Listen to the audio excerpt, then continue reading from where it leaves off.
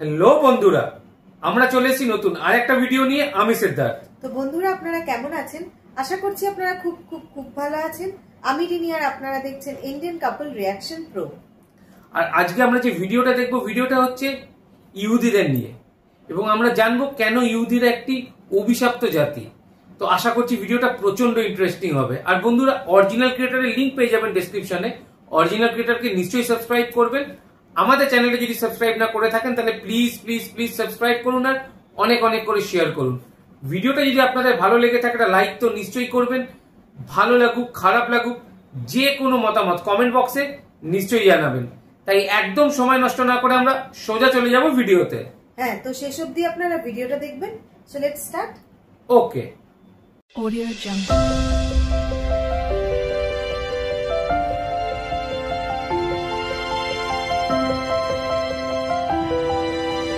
Audio Jungle. একটা জাতি কতটা অকৃতজ্ঞ ও নাফরমান হতে পারে তার সবচেয়ে বড় উদাহরণ বনি ইসরায়েল তথা ইহুদি জাতি। ইহুদিদের এই হারামিপনা শুরু হয় সেই মুসা আলাইহিসসালামের যুগ থেকেই, যে মুসা আলাইহিসসালাম তাদেরকে রক্ষা করতে গিয়ে নিজের জীবন বাজি রেখেছিলেন। মুসা আলাইহিসসালাম লোহিত সাগর পাড়ি দিয়ে ফেরাউনের মতো দুরাচারী শাসকের কবল থেকে তাদেরকে উদ্ধার করেছিলেন, অথচ তার সাথেই পরবর্তীতে পল্টি নেয় বিশ্বাসঘাতক বনি ইসরায়েল জাতি। আশ্চর্যের বিষয় হচ্ছে যে মুসা আলাইহিসসালামের লাঠির আঘাতে লোহিত সাগর দ্বিখণ্ডিত হয়ে যাওয়া সহ তার জীবনের প্রতিটি মোজেজার প্রত্যক্ষ সাক্ষী ছিল এই ইহুদিরা। তা সত্ত্বেও তারা মুসা আলাইহিসসালামের সাথে উদ্ধত আচরণ শুরু করে এবং তারা তার অবাধ্য হয়ে পড়ে। এর শাস্তিও অবশ্য তাদেরকে পেতে হয়েছিল। ফেরাউন যেমন লোহিত সাগরে ডুবে মরেছিল, তেমনি ইহুদিদের অধিকাংশ মানুষই ধ্বংস হয়ে গিয়েছিল মুসা আলাইহিসসালাম ও আল্লাহর অবাধ্য হওয়ার কারণে। মুসা আলাইহিসসালামের সাথে ইহুদি জাতির এই অবাধ্যতা ও তার পরিণতি সম্পর্কে বিস্তারিত তুলে ধরব আমাদের আজকের ভিডিওতে। আশা করছি শেষ পর্যন্ত থাকবেন আমাদের সাথেই।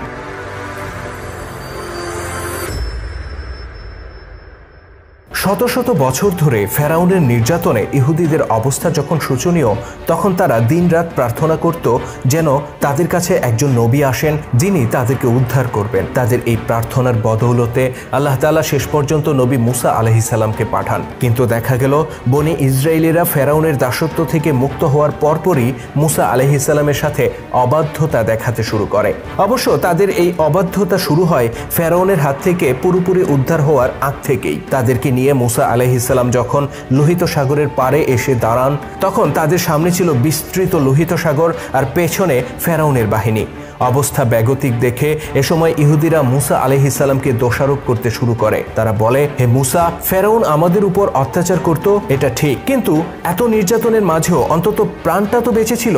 কিন্তু তুমি আমাদেরকে এমন জায়গায় নিয়ে এসেছো যেখানে মৃত্যু ছাড়া আমাদের সামনে কোনো পথ খোলা নেই। তারা মুসা আলাইহিসসালামকে অভিশাপ দিতে শুরু করে। এভাবেই তাদের অবাধ্যতা ও উদ্ধত আচরণ প্রকাশ পেতে শুরু করে। তবে সেই যাত্রায় আল্লাহ তাআলা ইহুদিদেরকে রক্ষা করেন। তার নির্দেশে লোহিত সাগর দুই ভাগে ভাগ হয়ে যায় এবং বনি ইসরায়েলিদেরকে নিয়ে মুসা আলাইহিসসালাম সাগর পাড়ি দেন। আর তাদের পিছু ধাওয়া করতে গিয়ে ফেরাউন তার বাহিনী সহ ধ্বংস হয়ে যায়। মুসা আলাইহিসসালামের সাথে ইহুদিরা দ্বিতীয়বারের মতো বেঈমানি করে লোহিত সাগর পার হওয়ার কয়েকদিন পর। ফেরাউনের কবল থেকে মুক্ত হয়ে মুসা আলাইহিসসালাম তার কওমের লোকজনকে বড় ভাই হারুন আলাইহিসসালামের তত্ত্বাবধানে রেখে তুর পাহাড়ে চলে যান আল্লাহর পক্ষ থেকে আসমানি কিতাব নিয়ে আসার জন্য। মাত্র 40 দিন তিনি সেখানে অবস্থান করেছিলেন, কিন্তু সেখান থেকে ফিরে দেখেন তার সম্প্রদায়ের লোকেরা নিজেদের হাতে মূর্তি তৈরি করে তার পূজা করতে শুরু করেছে। এই 40 দিন তারা হারুন আলাইহিসসালামের জীবনকে অতিষ্ঠ করে তোলে। মুসা কোথায় গিয়েছে, কেন গিয়েছে, এখনো কেন ফিরছে না, কবে আসবে, কেন সে আমাদেরকে এভাবে ফেলে রেখে চলে গেল, এরকম হাজারটা প্রশ্ন বানায় তারা হারুন আলাইহিসসালামকে জর্জরিত করে ফেলে। তারা হারুন আলাইহিসসালাম এর শত বারণ শত নিষেধ উপেক্ষা করে মূর্তি পূজা শুরু করে দেয়। একই সাথে চলতে থাকে মদ্যপান, অবাধ মেলামেশা আর ব্যভিচারের মতো অপরাধ। লক্ষ্য করার বিষয় হচ্ছে 40 বছর নয়, 40 মাস নয়, এমনকি 40 সপ্তাহ নয়, মাত্র 40টি দিন মুসা আলাইহিসসালাম তাদের সাথে ছিলেন না। হযরত মুসা আলাইহিসসালাম যখন তুর পাহাড় থেকে ফিরে আসেন, তিনি অবাক বিস্ময়ে ইহুদিদের অধঃপতন প্রত্যক্ষ করেন। অতঃপর আল্লাহ তাআলা ইহুদিদের মধ্যে যারা খুব বেশি নাফরমানি করেছিল তাদের উপর গজব নাজিল করেন এবং বাকিদেরকে ক্ষমা করে দেন। ক্ষমাপ্রাপ্ত ইহুদিরা মুসা আলাইহিস সালামের নেতৃত্বে নতুন কোনো ভূখণ্ডের সন্ধানে বের হয়। তবে তাদের রক্ত থেকে মুছে যায়নি নাফরমানি। সেটা বোঝা যায় কিছুদিন পরেই, যখন আল্লাহ তাআলার পক্ষ থেকে নির্দেশ আসে আল্লাহর উদ্দেশ্যে একটি গরু কুরবানি করতে হবে। ইহুদিরা তাদের পূর্বপুরুষ ইব্রাহিম আলাইহিস সালাম কর্তৃক নিজের সন্তানকে কোরবানি করার ইতিহাস ভালো করেই জানত। তথাপি তারা গরু কুরবানি না করার জন্য নানা অজুহাত বের করতে থাকে। গরুর রং কি হবে, তার স্বাস্থ্য কেমন হবে, এটা কেমন হবে, ওটা কেমন হবে, এরকম হাজারটা প্রশ্ন তুলতে থাকে। শেষ পর্যন্ত নিজেদের অনিচ্ছা সত্ত্বেও তারা একটি গরু কুরবানি করে। যে আল্লাহ গোটা ইহুদি জাতিকে তাদের শত শত বছরের দাসত্ব থেকে উদ্ধার করে নিয়ে এসেছেন, সেই আল্লাহর আদেশে একটি মাত্র গরু কুরবানি করতে এত গরিমসি করা কেবল ইহুদি জাতির পক্ষেই সম্ভব।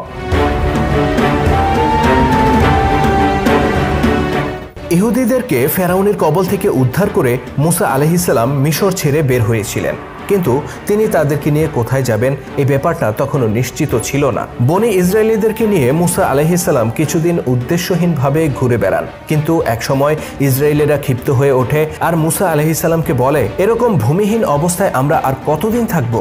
এর চেয়ে তো মিশরেই আমরা ভালো ছিলাম। গোলাম ছিলাম তা ঠিক, কিন্তু পেটে তো অন্তত দুমুঠো খাবার পড়তো, রাতে ঘুমানোর জন্য অন্তত একটু আশ্রয় পেতাম। তুমি আর তোমার আল্লাহ তো আমাদেরকে সেটাও দিতে পারছো না। অতঃপর তাদের এরকম আচরণ দেখার পর আল্লাহর পক্ষ থেকে নির্দেশ এলো, তোমরা ফিলিস্তিনে প্রবেশ করো।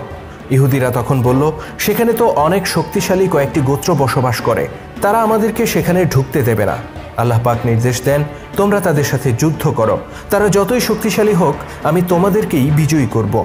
অকৃতজ্ঞ ইহুদিরা তখন বলে, হে মুসা, তুমি আর তোমার আল্লাহ গিয়ে সেখানে যুদ্ধ করো, আমরা এখানেই বসে থাকব।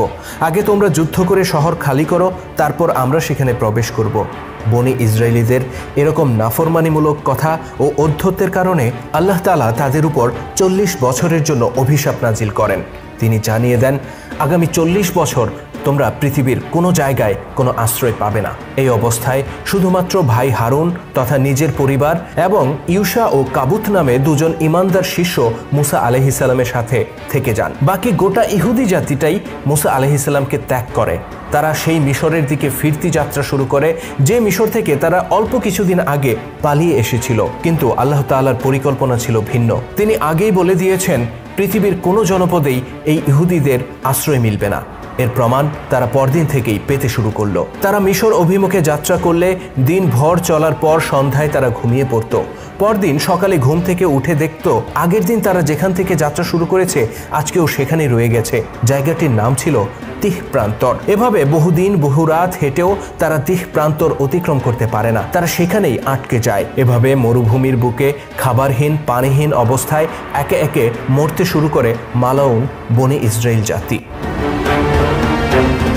কিছুদিন পর হযরত মুসা আলাইহিস সালাম নিজ সম্প্রদায়ের লোকদের খবর নিতে এসে দেখেন তাদের এই দুরবস্থা। তিনি তাদের জন্য আল্লাহ তাআলার কাছে প্রার্থনা করেন, কিন্তু আল্লাহ পাক তার দোয়া কবুল করেন না। তিনি সাফ সাফ বলে দেন, হে মুসা, ভবিষ্যতে তোমার এই সম্প্রদায়ের জন্য আমার কাছে কোনো সুপারিশ করবে না। ফলে সেই বিরান ময়দানে ক্ষুধা তৃষ্ণায় মৃত্যুমুখে পতিত হয় বনি ইসরায়েল জাতি। নিজ সম্প্রদায়ের উপর আল্লাহ পাকের এই শাস্তি দেখে মুসা আলাইহিস সালাম সহ্য করতে পারেন না। তিনি আল্লাহর কাছে তাদের ক্ষমার জন্য আবারও করুণভাবে প্রার্থনা করতে থাকেন, কিন্তু আল্লাহ তাআলার সিদ্ধান্ত ছিল 40 বছর ইহুদিরা এখানেই সাজা ভোগ করবে। তবে মুসা আলাইহিস সালামের দোয়ার বদৌলতে সেই বিরান ভূমিতে তিনি ইহুদিদের জন্য খাবার ও পানির ব্যবস্থা করে দেন। আল্লাহর নির্দেশে মান্না ও সালোয়ার নামে 2 ধরনের খাবার পাঠানো হতো বনি ইসরায়েলিদের জন্য। এগুলো ছিল আসমানি খাবার, যা রান্না করে খেতে হতো না। অন্যদিকে পানির সমস্যা সমাধানের জন্য মুসা আলাইহিস সালাম আল্লাহর নির্দেশে তার সেই মজেজাপূর্ণ লাঠি দিয়ে নিকটস্থ একটি পাহাড়ের গায়ে আঘাত করলে সেখান থেকে ঝর্ণার সৃষ্টি হয়। ইহুদিদের 12টি গোত্রের জন্য আলাদা 12টি ঝর্ণার সৃষ্টি হয়, যেন পানি নিয়ে তাদেরকে কারাকারি করতে না হয়। আর এভাবে বারবার আল্লাহর নাফরমানি করা সত্ত্বেও আল্লাহ তাআলা তার নবীর দোয়ার বদৌলতে বনি ইসরায়েলিদের জন্য খাবার ও পানির ব্যবস্থা করে দেন। কিন্তু নাফরমান হলে যা হয় আর কি। তারা একদিন বলে বসে, হে মুসা, প্রতিদিন একই খাবার খেয়ে খেয়ে আমাদের অরুচি এসে গেছে।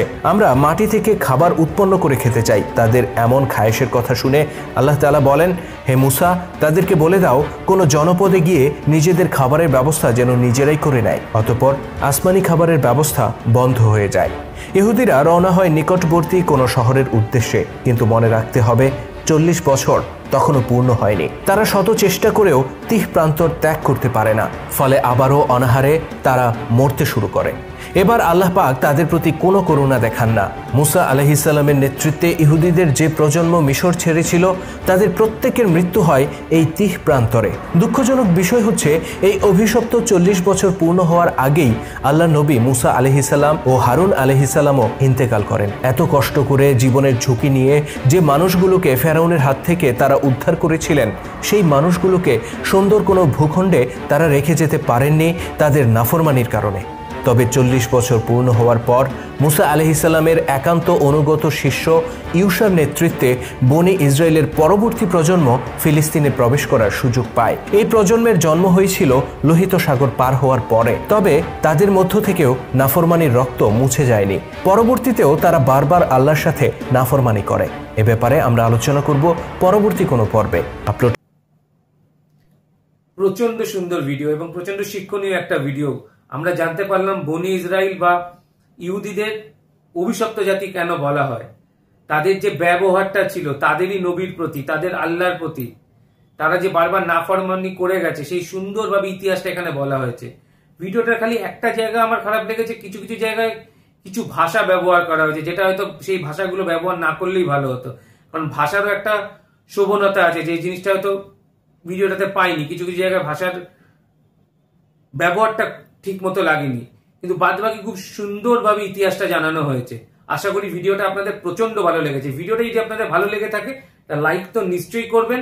ভালো লাগুক খারাপ লাগুক যে কোনো মতামত কমেন্ট বক্সে নিশ্চয়ই জানাবেন। আমাদের চ্যানেলটা সাবস্ক্রাইব না করলে প্লিজ প্লিজ প্লিজ সাবস্ক্রাইব করুন আর অনেক অনেক করে শেয়ার করুন। Thank you.